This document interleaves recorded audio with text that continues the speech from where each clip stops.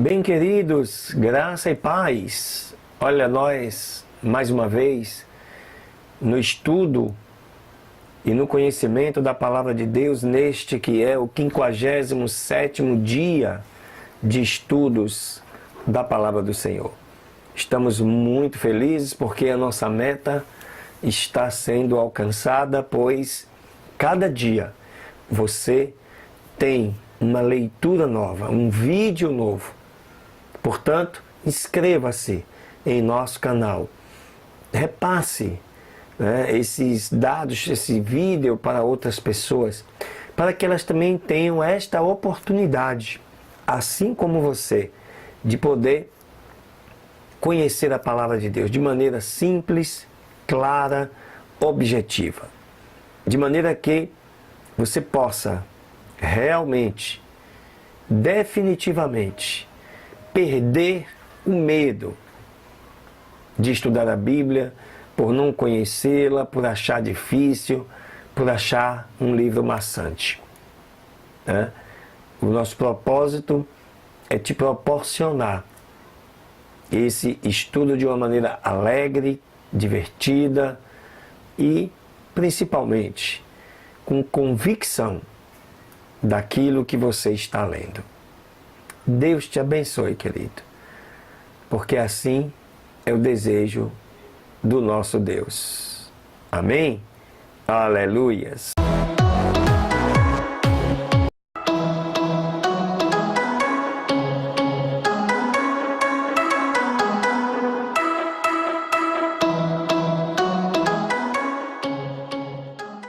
Pois bem, queridos, vamos iniciar nossa primeira leitura deste dia 27 de julho. Está aí na tua Bíblia, no livro de 1 Coríntios, capítulo 13.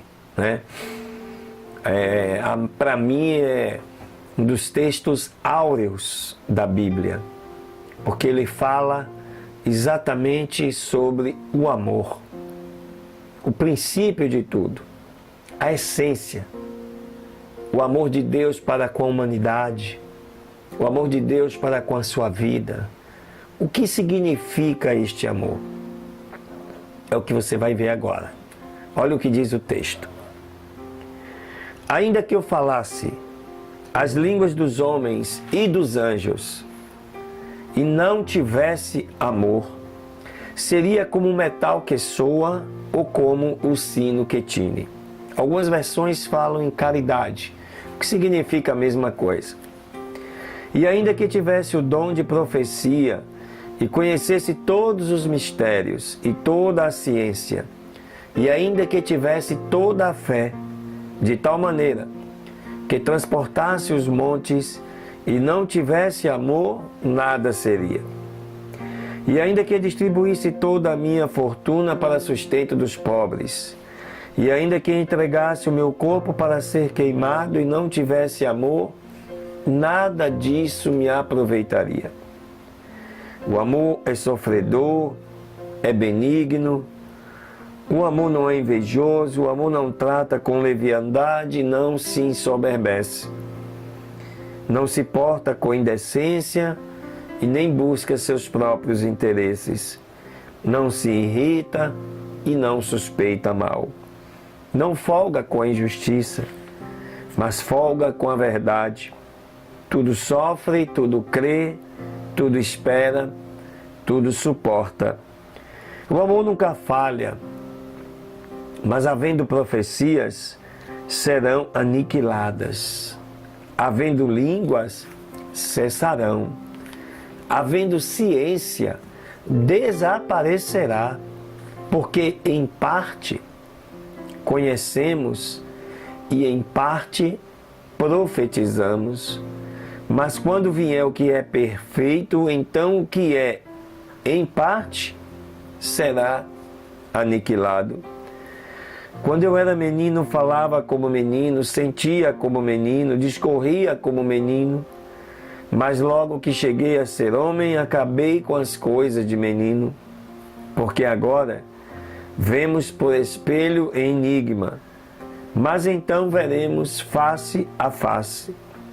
Agora conheço em parte, Mas então conhecerei como também sou conhecido. Agora, pois, permanecem a fé, a esperança e o amor. Mas o maior deles é o amor. Aleluias, né? Paulo, inspirado pelo Espírito Santo, faz esta declaração, essa declamação da essência do amor. Nada, queridos, suplanta o amor. Nada supera o amor. O amor faz a diferença na minha vida e na sua vida. Que você possa aprender desse amor de Deus que Ele tem para com você. Que você possa também distribuir para com os seus amados irmãos. Este é o desejo do nosso coração. Em nome de Jesus, nós declaramos que o amor é suficiente para curar qualquer ferida. Deus te abençoe. Bem, amigos, queridos, amados, companheiros, segunda leitura deste 57º dia está aí em 2 Reis, no capítulo 7, falando sobre, inicialmente, a profecia de Eliseu. Diz assim a palavra do Senhor. E disse então Eliseu: ouçam a palavra do Senhor. Assim diz o Senhor: amanhã a estas horas, uma medida de flor de farinha se venderá por 1 siclo, e 2 medidas de cevada por 1 siclo, à porta de Samaria. E um príncipe sobre cuja mão o rei se apoiava, respondeu ao homem de Deus, dizendo: mesmo que o Senhor fizesse agora janelas no céu, poderia ser isto assim?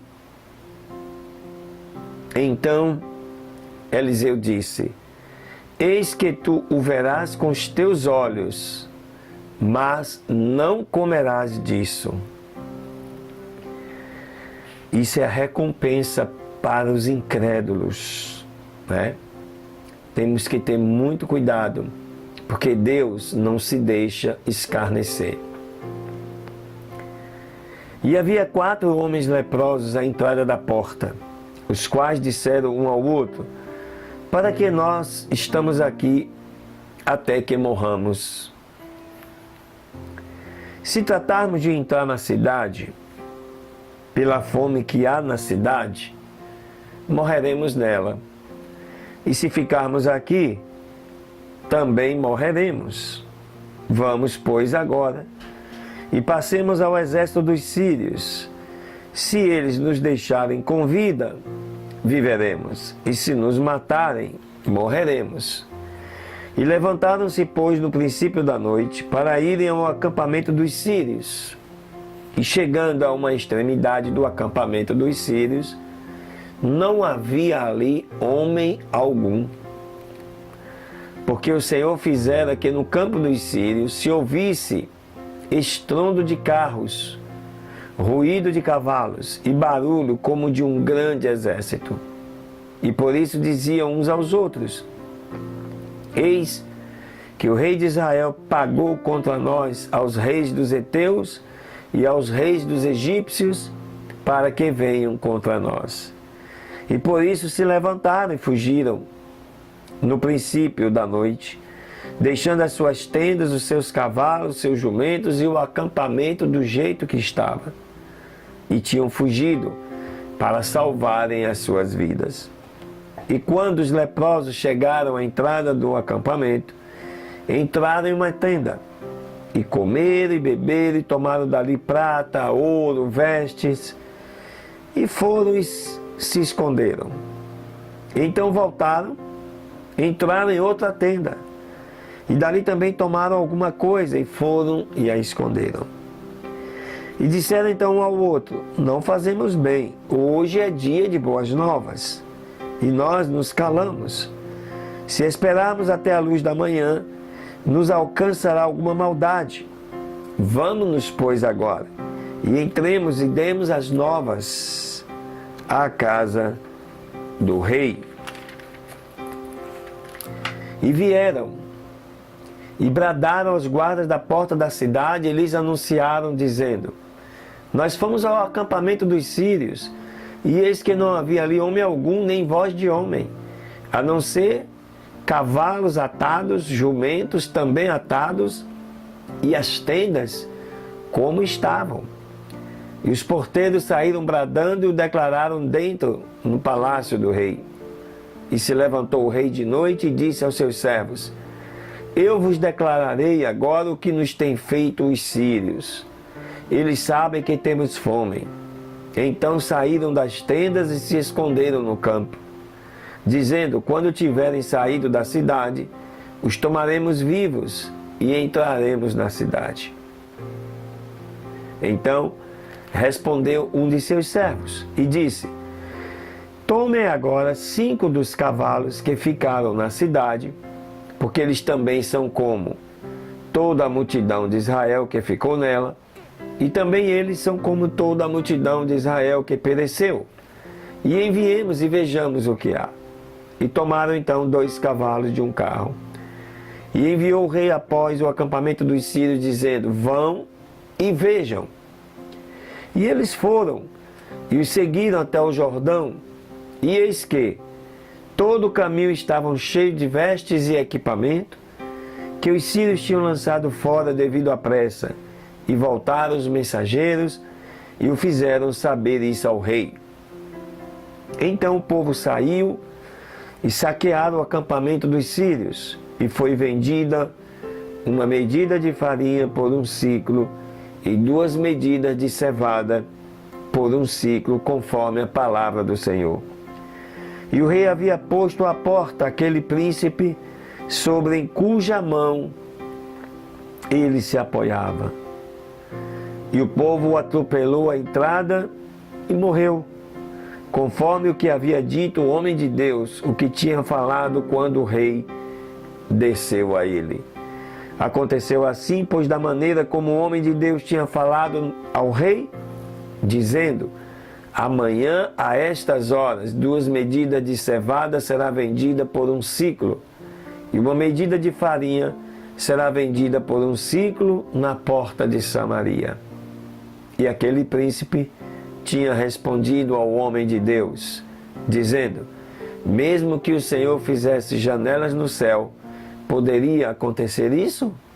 E ele disse: eis que com os teus olhos verás, mas não comerás disso. E lhe aconteceu assim, porque o povo atropelou a entrada na porta e morreu. Aleluias.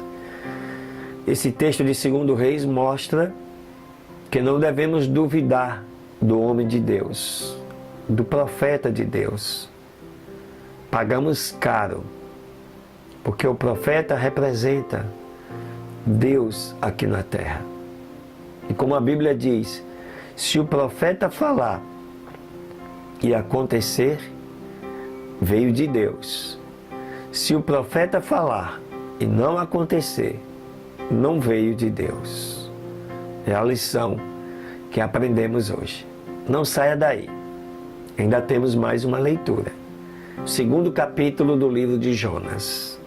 Deus te abençoe. Muito bem. Maravilha. Livro de Jonas. Prosseguindo na nossa leitura, capítulo 2, que traz a oração de Jonas, o arrependimento e a libertação do povo de Nínive. Diz assim a palavra do Senhor: então orou Jonas ao Senhor seu Deus do ventre do peixe e disse: na minha angústia invoquei ao Senhor e ele me ouviu.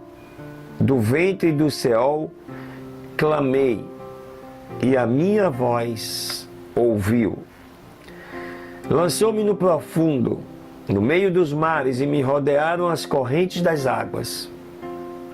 Todas as tuas ondas e as tuas vagas passaram sobre mim. Então disse: descartado estou diante dos teus olhos. No entanto, tornarei a ver o teu santo templo. As águas me rodearam até a alma. Rodeou-me o abismo. As algas se enredaram na minha cabeça. Desci até os alicerces dos montes. A terra lançou seus ferrolhos sobre mim para sempre. Mas tu tirastes a minha vida da sepultura, ó Senhor meu Deus.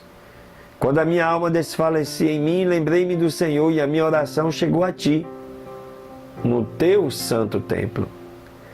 Os que seguem as vaidades ilusórias abandonam a tua misericórdia.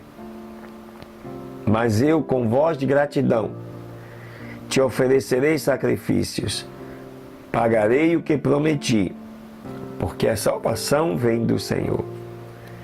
E ordenou o Senhor ao peixe, e este vomitou a Jonas em terra seca.